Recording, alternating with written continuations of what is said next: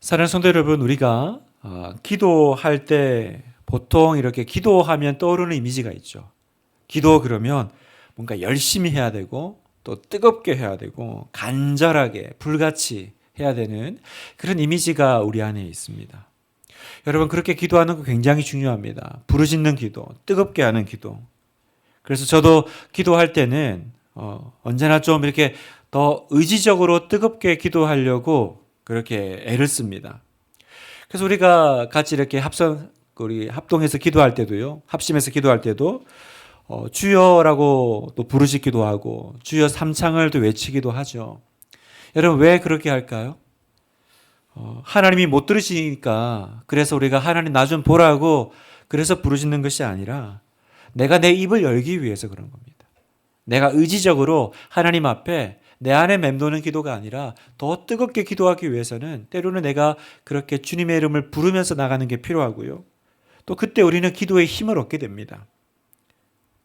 그런데 여러분, 우리가 그렇게 또 뜨겁게 기도하지만 우리가 사람인지라 뜨겁고 간절한 기도는요, 시간이 지나면 또 힘이 빠질 수가 있어요. 또 약해지고 지치고 또 식어지게 마련이죠. 그러니까 무조건 그냥 내가 한 시간 내내 부르짖으면서 뜨겁게 또 기도할 수는 없습니다. 어떤 것이든지 시간이 지나면 점점 힘이 빠집니다. 그때 우리에게 필요한 것이 무엇일까요, 여러분? 내가 어느 순간 이렇게 기도에 또 동력을 받아야 되는데 그게 이렇게 뒷받침되지 못할 때 그때 우리에게 필요한 것이 무엇일까? 여러분, 기도가 지속적으로 힘을 얻어가려면요, 먼저는 열심으로 열정의 기도가 필요합니다. 그러나 또 하나 우리가 기억해야 될 기도가 있는데 바로 감사의 기도가 필요합니다. 감사의 기도가 필요해요. 오랫동안 기도할 수 있는 힘은 어디서 나오냐? 감사의 힘에서 나온다라는 것입니다. 그래서 오늘 본문에서도요, 사도 바울은 골로새 교인들에게 감사를 강조하고 있습니다. 이 짧은 구절에 매 구절마다 계속 감사 얘기가 나오죠. 15절에 보면 너희는 또한 감사하는 자가 되라 그러시고, 16절에 감사하는 마음으로 하나님을 찬양하고, 하나님을 찬양할 때도 어떻게 해요? 감사하는 마음으로 찬양하라 그러십니다. 또 17절에 다 주 예수의 이름으로 하고 그를 힘입어 하나님 아버지께 감사하라. 우리가 읽은 모든 그 구절마다 너는 이것을 어떻게 해야 된다고요? 감사하는 마음으로 하고 감사의 동력으로 하고 또 결국은 너는 감사하는 자가 되라라고 하십니다. 성도 여러분, 여러분은 감사하는 자가 되셨습니까? 감사하는 사람이 되셨나요? 그래서 우리에게는 우리의 언제나 본이 되시는 한 분이 계시죠.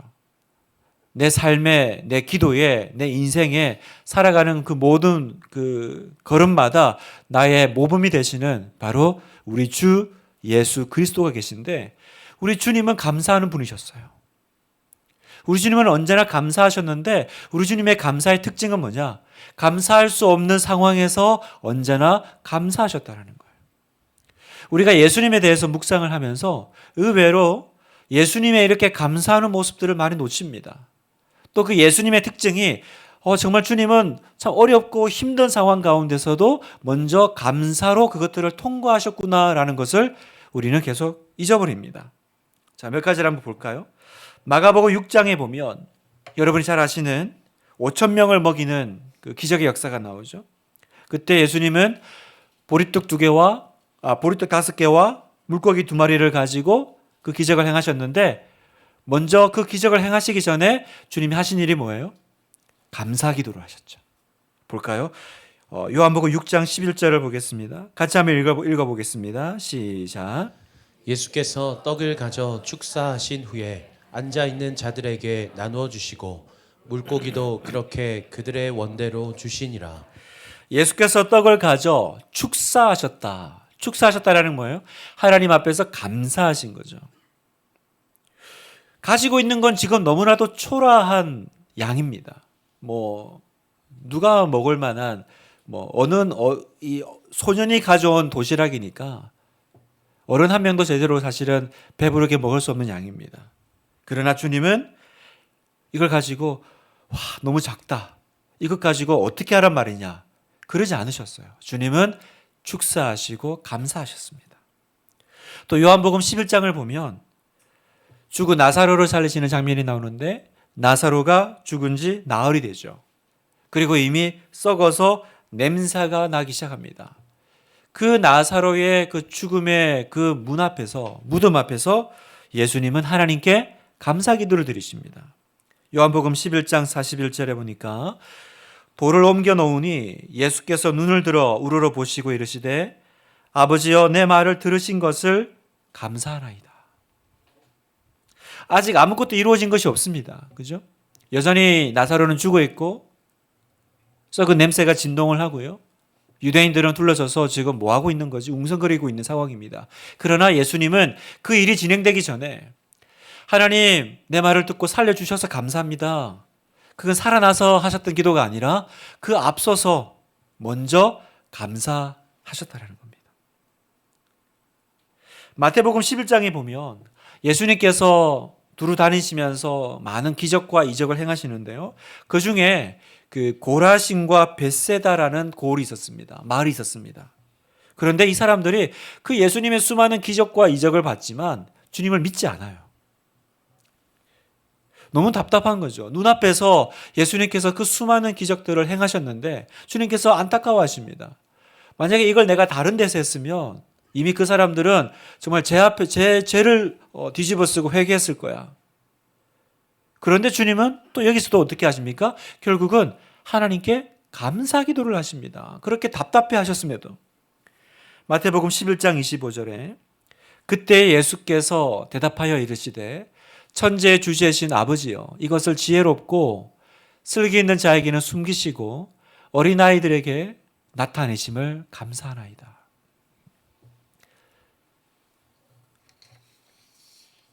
주님은 왜 믿지 않을까? 왜 듣지 않을까? 그렇게 속상해 하셨지만 그러나 결국은 감사 기도로 그 상황을 마무리하십니다. 하나만 더 보면요. 마지막에 이제 예수님께서 십자가에 잡혀 돌아가시기 전입니다. 누가복음 22장에 보면 예수님은 십자가 지시기 전에 그 전날 밤에 제자들과 만찬을 나누시죠. 근데 주님은 말씀하세요. 너희가 나를 다 떠날 거야. 나를 배신해서 나를 버릴 거야. 그렇게 말씀하셨습니다. 제자들이 자기를 버리고 도망치고 또 베드로는 닭 울기 전에 네가 나를 부인하리라. 그렇게 말씀하셨음에도 불구하고 주님은 떡과 포도주를 나눠주시면서 하나님께 감사 기도를 드리십니다. 누가복음 22장 19절 또 떡을 가져 감사 기도하시고 떼어 그들에게 주시며 이르시되 이것은 너희를 위하여 주는 내 몸이라 너희가 이를 행하여 나를 기념하라 하시고. 여러분 누가 봐도라도 감사할 타이밍이 아니에요. 주님은 내일 내 원대로 마옵시고 그 말은 뭐예요?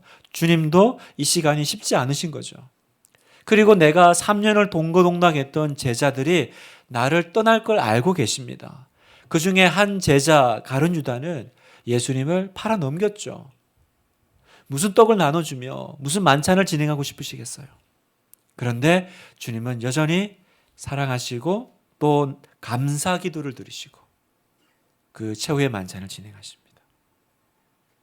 사랑하는 성도 여러분, 감사할 수 없는 상황에서 감사하신 분이 우리 주님이십니다. 그리고 그 주님께서 오늘 우리에게 뭐라고 말씀하세요? 우리가 읽었던 골로새서 3장 17절 말씀 같이 한번 읽어보겠습니다. 시작. 또 무엇을 하든지 말에나 이래나 다 주 예수의 이름으로 하고 그를 힘입어 하나님 아버지께 감사하라. 또 무엇을 하든지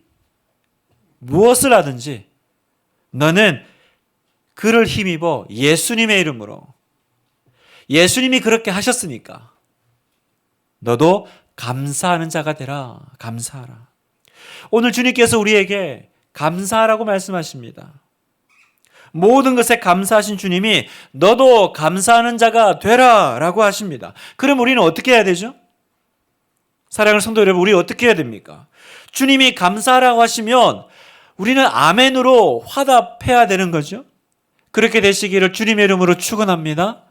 감사하라 하셨으니까 아니 주님, 감사할 만해야 감사하죠. 우리는 그게 먼저 나오잖아요. 하나님, 제가 잘 모르시는 것 같은데 제가 지금 그럴 마음이 아니에요. 그럴 상황이 아니에요. 여러분, 만약에 이런 마음이 든다면, 이런 말이 내 마음속에 먼저 툭 튀어나온다면 아직도 예수님은 여러분의 왕이요, 여러분의 주님이 아니십니다. 왕이 말씀하십니다. 나의 주님이 명령하십니다. 명령은 이유 불문이죠. 명령은 들어보고 할만하면 하고 아니면 안 하는 것이 아니라, 너는 감사하는 자가 되라 그러시니까 내 안에 감사 못할 것들이 이렇게 올라오지만 내 주님 그렇게 하겠습니다. 그게 예수님을 나의 주님으로 모신 사람의 결론이라는 것입니다. 여러분, 우리가 왜 기도를 하면서 계속 우리의 기도가 좀 겉도는 느낌이 들까? 내가 열심히 주님 앞에 부르짖기도 하고 또 1시간, 2시간 이렇게 엎드리는데 왜 내 기도가 계속 이렇게 천장을 이렇게 뚫고 올라가지 못하고 계속 내 안에서만 겉도는 느낌이 들까? 왜냐하면 내 기도를 하니까 그렇습니다. 나의 왕 되신 주님 앞에 종이 올려드리는 기도, 그래야 주님께서 그 기도를 들어 사용하시는데, 나는 그 주님의 말씀과 그 주님이 기뻐하시는 것에 순종하지 않는 기도를 드리니까 계속 내 기도가 겉돌아요, 내 안에서. 여러분, 우리가 왜 기도합니까? 우리는 왜 주여라고 부르짖습니까? 내 목소리를 못 들으시니까 주여 외치셨어요? 여러분, 기도 왜 하십니까? 기도 안 하면 하나님이 내가 뭘 원하는지 모르실까요? 그래서 뜨겁게 주님께 내 뜻을 관철시키기 위해서 주님 바지를 붙잡고 제발 좀 들어달라고, 그래서 우리가 기도하는 걸까요? 그게 아닌 걸 여러분 아시죠? 우리가 기도하는 이유는 내 뜻을 주님께 관철시키기 위해서가 아니라 왜 기도해요? 예수님이 나의 왕이 되셔서 나를 다스려 주시기를, 그리고 내가 제발 좀 예수님이 원하시는 대로 살고 행동하게 해달라고, 그래서 우리가 기도하는 거잖아요. 이렇게 정말 불순종하고 믿음이 없는 내가 기도 가운데서 하나님, 이제는 내가 말씀대로 좀 살아보게 해주세요. 이제는 주님이 말씀하시면 제가 그렇게 살아지게 좀 도와주세요. 그래서 우리는 기도하는 거 아니겠어요? 나는 내가 이해돼야 움직이는 사람이야. 나는 설득이 돼야지 행동하는 사람이야. 지금까지는 이렇게 말하면서 내가 계속 피해왔다면, 회피해왔다면 이제는 주님의 명령에 먼저 순종하시고 아멘 하시는 여러분 되십시오. 그렇게 되기를 주님의 이름으로 축원합니다. 그때 하나님의 기적이 일어나는 거예요. 여러분, 감사하는 자가 되십시오. 그건 지금 내 상황을 판단하고 내 상황을 돌아보고 감사할 제목을 찾으라는 얘기가 아닙니다. 무엇을 하든지, 그죠? 무엇을 하든지 하나님 아버지께 감사하라. 올 한 해를 마무리하면서 이제 2023년 마지막 금요 기도에 와서 여러분, 여러 가지 생각이 들지 않으십니까? 올 한 해를 마무리하면서 주님은 나에게 뭘 말씀하고 싶으실까? 이 한 해를 잘 마무리 짓고 우리는 이제 내년을 향해 가야 되는데, 주님이 이 마지막 이 밤에 우리에게 요청하시는 건 뭡니까? 너는 감사로 마무리 지어라는 거예요. 감사할 게 있나 한번 볼까? 이 얘기가 아니라 너는 감사로 마무리 지어라. 너는 감사하는 자가 되라. 이게 주님의 명령이야. 이게 너의 왕의 명령이야 라고 하십니다. 그때 내가 감사로 순종하면 하나님께서 기적을 행하실 줄 믿습니다. 그래서 우리에게는요, 이제 머리로 아는 것이 아니라 이제 훈련이 필요해요.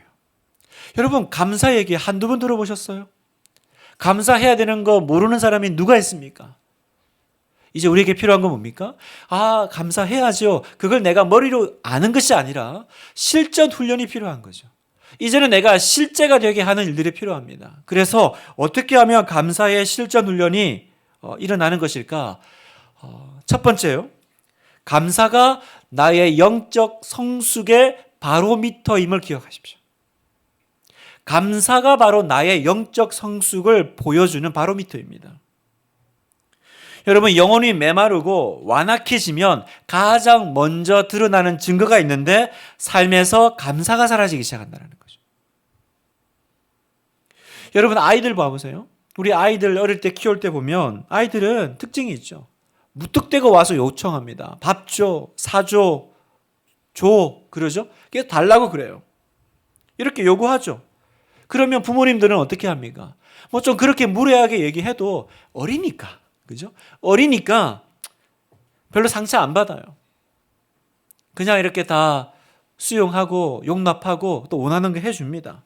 그런데 여러분, 다 컸어요. 20살이 되고 30살이 넘어갑니다. 그런데 밥 줘, 사줘, 뭐 이렇게 하면요. 그때는 좀 마음이 상해요. 안 해주는 건 아닌데, 마음이 왜 상하죠, 여러분? 그건 미성숙한 태도이기 때문에 그렇죠. 좀 미성숙한 거예요. 이제 자라서 철이 들었는데도 여전히 그냥 달라고만 한다라는 거는, 얘가 아직도 참 철이 덜 들었구나. 여러분, 나이가 들었다라는 표시가 어디서 나요? 받은 은혜에 감사할 줄 알 때, 이 사람은 성숙하다는 느낌이 들죠. 성숙한 사람은 언제나 보면 기분이 좋아요. 왜요? 언제나 그 입술과 그 태도 가운데 감사의 인사가 있어요.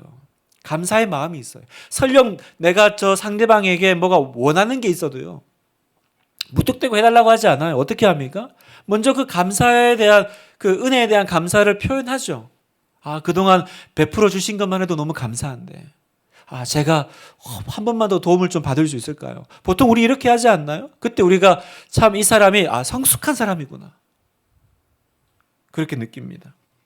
그렇다면 여러분, 하나님도 그러지 않으실까요?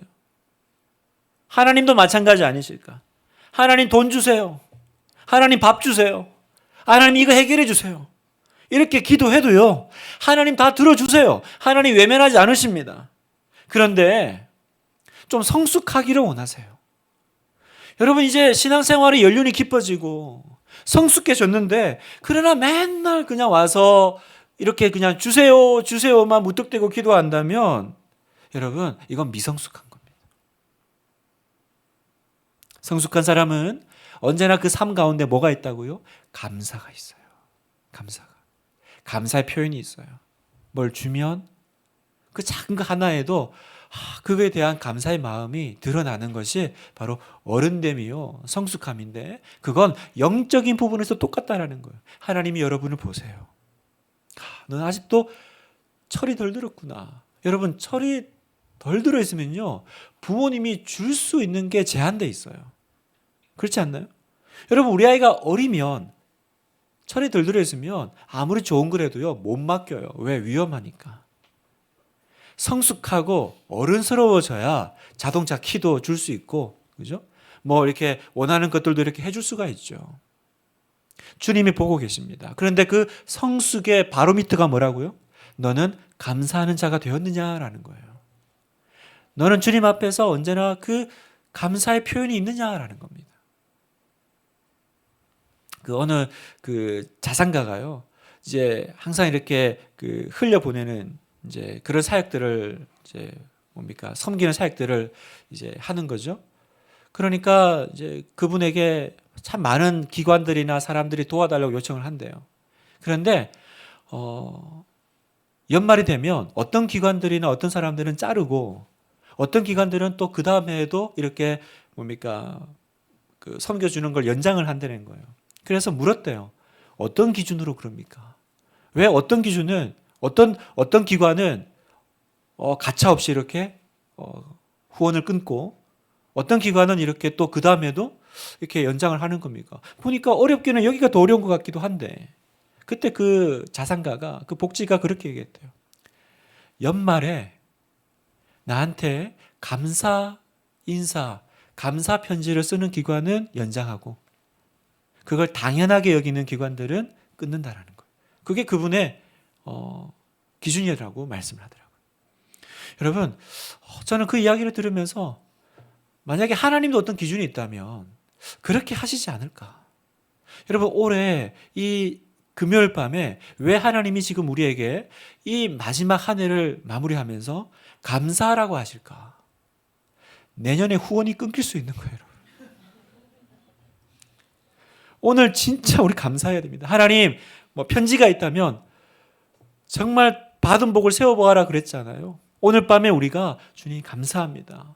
또 이렇게 어려운 가운데서 이것도 주시고 저것도 주시고 감사합니다. 오늘 밤 우리가 감사 기도를 드릴 수 있다면 하나님께서 우리 김 집사는 2024년도 또 후원 연장 그렇게 되지 않을까요? 두 번째, 안 주신 것이 아니라 주신 것을 기억해야 합니다. 그게 감사 훈련이에요. 안 주신 것이 아니라 주신 것을 생각하십시오. 우리는 항상 하나님이 안 주신 것에 집중하죠. 그리고 불평합니다. 여러분 잘 아시는 아담과 하와는 에덴 동산에 있으면서 모든 걸 다 누렸습니다. 모든 과실과 모든 나무를 다 주셨습니다. 그러나 그들의 불행은 어디서부터 시작됐어요? 다 주셨지만 그 사람들은 주신 걸 집중한 게 아니라 안 주신 거 하나. 그게 뭡니까? 선악과. 하나님이 주신 게 너무 많았지만 안 주신 것에 집중하니까 거기서부터 그들의 불행은 시작됐던 겁니다. 어느 중소기업을 경영하는 한 집사님이 갑자기 중병에 걸리셨어요. 그리고는 병원에 몇 달을 입원하시게 됐습니다. 그렇게 이제 입원하고 있는 동안 회사가 너무 어려워진 거예요. 그래서 회사가 부도가 나버렸대요. 그래서 이분이 이제 퇴원을 했을 때는 아무것도 남은 것이 없는 상황이 된 것입니다. 얼마나 상심했을까요? 그래서 하나님 앞에서 기도하는데 탄식이 나옵니다. 하나님, 저는 이제 아무것도 남은 것이 없어요. 저는 어떻게 하면 좋습니까?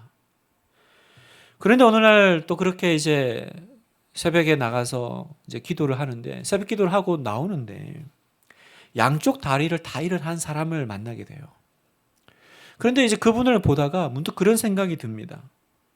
만약 저분이 다리가 나을 수만 있다면 자신이 가진 전부를 다 주고라도 그렇게 하지 않을까? 자기가 두 다리를 다시 성케만 할 수 있다면. 그렇게 생각하다 보니까 자신은 지금 두 다리가 멀쩡하고 그건 돈으로 환산할 수 없는 엄청난 거라는 걸 깨닫게 되신 거예요. 나는 하나님 앞에 이제 남은 게 아무것도 없어요. 저는 망했어요. 그렇게 고백했는데 그게 사실이 아니었던 것입니다. 자신에게 없는 건 돈뿐이었지 자신은 여전히 가진 게 너무 많고요. 감사할 것이 너무 많았다는 걸 깨달았어요. 그래서 하나님 앞에 다시 들어가서 내가 낙심한 것을 회개합니다. 그리고는 거기서 이분이 다시 재개할 힘을 얻게 되죠. 여러분, 무엇이 우리로 감사하게 만들까요? 하나님, 저 다 잃어버렸습니다. 이제 아무것도 없어요. 이런 마음과 하나님 정말 감사합니다. 제게 있는 것이 이렇게 많네요. 이 마음의 차이가 바로 우리 안에 감사를 만들어내느냐 아니면 없애버리느냐 그 차이들하는 거죠. 사랑하는 우리 성도 여러분, 하나님이 안 주신 것이 아니라 하나님이 내게 주신 것을 기억하십시오. 하나님이 내게 주신 것들을 세워보십시오. 그건 이미 여러분이 가진 모든 것을 다 주고라도 환산할 수 없는 이미 엄청난 것들이 이미 우리 안에 있는 거예요. 오늘 하다못해 그 집사님처럼 내가 내 두 다리로 내가 이 교회를 와서 기도할 수 있는 상황이 되었다면 이미 그것만으로도 여러분 우리는 하나님께서 많은 것을 우리에게 허락하신 것인 줄 믿습니다. 감사하는 자가 되십시오. 그건 어려운 일이 아닙니다. 뭘 감사해 볼까 셀 필요가 없어요. 항상 감사하고 항상 찬송하는 여러분 되시기를 축복합니다. 세 번째 마지막으로요. 절대 감사를 훈련하십시오. 절대 감사. 강력한 감사가 있습니다. 여러분 절대 감사가 뭘까? 그건 감사할 게 뭐지? 그래서 감사할 걸 찾아서 하는 감사도 아니고요. 억지로 하라니까 그래 해보자 해서 하는 감사도 아니고요. 마지못해서 내 마음은 안 내키는데 그래서 하는 감사도 아니에요. 이 절대 감사는 뭐냐면 데살로니가전서 5장 18절에 있는 범사의 감사입니다. 범사의 감사. 이게 절대 감사예요. 자, 한번 읽어볼까요? 데살로니가전서 5장 18절 읽겠습니다. 시작. 범사에 감사하라. 이것이 그리스도 예수 안에서 너희를 향하신 하나님의 뜻이니라. 여러분을 향하신 하나님의 뜻이 뭐라고요? 모든 일에 감사하라. 이게 여러분을 향한 이 12월 이제 마지막 주간에 우리 아버지의 뜻입니다. 모든 것에 감사하라. 이게 너를 향한 내 뜻이야. 이게 절대 감사입니다. 절대 감사. 그러니까 어떻게 해야 돼요? 모든 것이니까 감사할 제목이 아니라 모든 것. 내 주변에 있는 모든 사람에 대해서 감사하라는 겁니다. 내게 일어나는 모든 것에 대해서 감사하라. 때로는 나를 너무 힘들게 하거나 너무 비참하게 만드는 일조차도 감사하라. 도무지 감사할 수 없을 때도 감사하는 것이 범사에 감사요? 이게 절대 감사입니다. 여러분, 이런 감사가 여러분 기도 가운데 나오기 시작하면 여러분 역사가 일어납니다. 여러분의 그 강력한 감사는요, 우리 안에 강력한 기도의 힘을 발휘하게 합니다. 다시 말씀드립니다. 사랑하는 성도 여러분, 절대 감사를 훈련하십시오. 훈련하셔야 돼요. 이건 어떻게 하는 거라고요? 어려운 일이 발생했다. 그럼에도 불구하고 감사하는 게 아니라, 잘 보세요. 어려운 일이 발생하면 뭐 다 나쁘겠어? 뭐 이 안에 좋은 것도 있겠지. 또 합력해 선을 이루어 주시겠지. 그걸 내가 믿고 감사하는 게 아니에요. 절대 감사는 뭐냐면 그 어려운 사건 자체를 감사하는 거라는 겁니다. 여러분, 아멘입니까? 그럼에도 불구하고 감사가 아니라 그걸 감사할 수 있느냐, 이게 이제 절대 감사죠. 전에도 제가 한번 그 예화로 말씀드린 적이 있는 그 감옥 생활에서 찬송 생활로 저자인 멀린 캐로도스 목사님이 계십니다. 그분이 또 다른 책인 찬송 생활의 권능이라는 책에 보면 이 감사하고 항상 찬송하는 것이 얼마나 놀라운 능력이 있는지 한 그 에피소드가 나오는데요. 지적 장애를 둔 부부가 있었습니다. 지적 장애를 가진 딸을 둔 부부가 있었습니다. 수년 동안 온갖 방법으로 딸을 치료해 보려고 애를 썼지만 참 어려웠어요. 그런데 우연히 멀린 캐로도스 목사님의 설교를 듣게 됩니다. 그 목사님이 이렇게 말씀하세요. 역경 그 자체에 감사하고 그런 역경을 주신 하나님을 찬송하세요. 역경 그 자체를 감사하고 그 역경을 주신 하나님께 감사하라는 거예요. 되게 고민스러웠습니다. 이걸 할 수 있단 말인가? 그러나 말씀에 순종합니다. 그래서 부부가 무릎을 꿇고 기도하기 시작합니다. 이렇게 기도해요. 사랑하는 주님, 저희는 주님이 저희를 사랑하시는 것과 저희 딸을 저희보다 더 사랑하고 계심을 알고 있습니다. 이해할 수는 없지만 딸에게 장애가 있는 것으로 인하여 주님께 감사합니다. 우리를 향한 당신의 사랑과 지혜를 찬양합니다. 이렇게 눈물로 기도를 드렸던 것입니다. 그런데요, 그 후로 놀랍게도요, 도저히 가망이 없어 보이던 그 딸이 차도를 보기 시작하더라는 거예요. 그리고 나중에 그 딸이 결혼해가지고 아름다운 가정까지 꾸리게 되는 또 그런 이야기가 그 책에 기록되어 있습니다. 이게 바로 여러분 절대 감사와 기도의 힘인 줄 믿습니다. 여러분, 말씀을 마무리하면서요, 우리가 다시 한번 생각해 보세요. 감사라는 말 얼마나 많이 들었습니까? 또 추수감사절 때는 또 한 달 감사 그러면서 내내 감사. 그런데 중요한 건 내가 이 이야기를 얼마나 많이 들었느냐가 아니에요. 중요한 건 뭡니까? 그래서 여러분은 감사하는 자가 되었습니까? 라는 거예요. 내가 얼마나 많이 들었느냐가 중요한 게 아니라 이렇게 많이 들어도 여전히 나는 감사하지 못하는 삶을 살고 있지 않느냐라는 거예요. 그러면 나는 더 들어야죠. 언제까지요? 내가 감사하는 자가 될 때까지 나는 이걸 들어야 되는 거예요. 주님은 여러분에게 물으십니다. 너는 감사하는 자가 되었느냐? 감사 쉽고도 어렵죠. 왜 쉬워요? 머리로는 너무 잘 이해돼요. 머리로는 너무 이해가 잘 되기 때문에 쉽습니다. 근데 왜 어려워요? 주변에 그렇게 사는 사람이 없기 때문에 어렵습니다. 흔히 설교를 이렇게 들으시면 이렇게 또 납득이 되고 좋으면 고개를 끄덕이면서 은혜 받았습니다. 이렇게 말합니다. 목사님 오늘 말씀 은혜 받았어요. 그것도 좋죠. 그런데 여러분, 진짜 은혜 받은 사람은 은혜 받았습니다 뒤에 더 있어야 돼요. 뭐가 있어야 됩니까? 내가 틀렸구나. 이걸 깨달아져야 되는 거죠. 이렇게 살아서는 안 되는구나. 그 고백이 나와야 그게 진짜 여러분이 은혜 받으신 거예요. 그게 진짜 은혜 받으신 증거입니다. 아, 내가 잘못 살고 있구나. 그냥 은혜 받았습니다. 오늘 말씀 참 좋았습니다. 그리고 떠나면요. 아무것도 내 삶 가운데 변화가 일어나지 않는 거예요. 오늘 이 밤에 주님은 우리에게 감사 훈련하라 하십니다. 절대 감사를 실행하라고 하십니다. 여러분이 만나는 사람, 함께하는 가족, 나를 힘들게 하는 사람, 억울하게 만드는 사람, 고통을 주는 사람이 있어도 하나님께 감사하는 겁니다. 범사에 감사라고 했으니까 작은 일부터 나쁜 일조차도 내가 믿음으로 감사하기로 결단하는 거예요. 감사할 일 찾으면 감사 못합니다, 여러분. 감사할 일을 찾으면 감사 못해요. 그냥 모든 일이 다 감사임을 여러분 기억하십시오. 이것이 나의 모든 삶을 주관하시는 예수님을 믿는 우리의 결론인 줄 믿습니다. 다시 한번 골로새서 3장 15절 우리 주님의 명령을 듣겠습니다. 그리스도의 평강이 너희 마음을 주장하게 하라. 너희는 평강을 위하여 한 몸으로 부르심을 받았나니 너희는 또한 감사하는 자가 되라. 너희는 또한 감사하는 자가 되라. 왜 기도가 열리지 않고 답답합니까?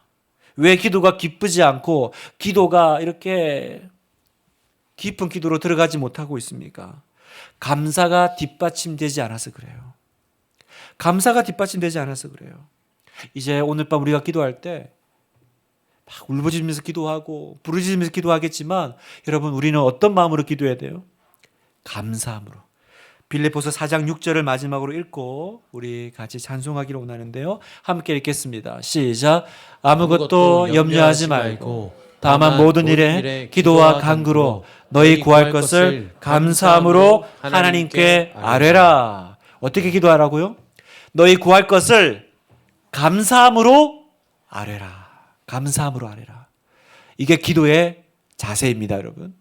감사함으로 아뢰는 거예요. 감사하는 마음으로. 이 모든 것 감사합니다. 그럼에도 불구하고도 감사하지만 그 자체로 인하여 감사합니다. 그러면 여러분이 기도의 문을 여시고 그 하나님의 궁정으로 들어가 주님을 만나 뵙는 그 은혜가 있을 줄 믿습니다.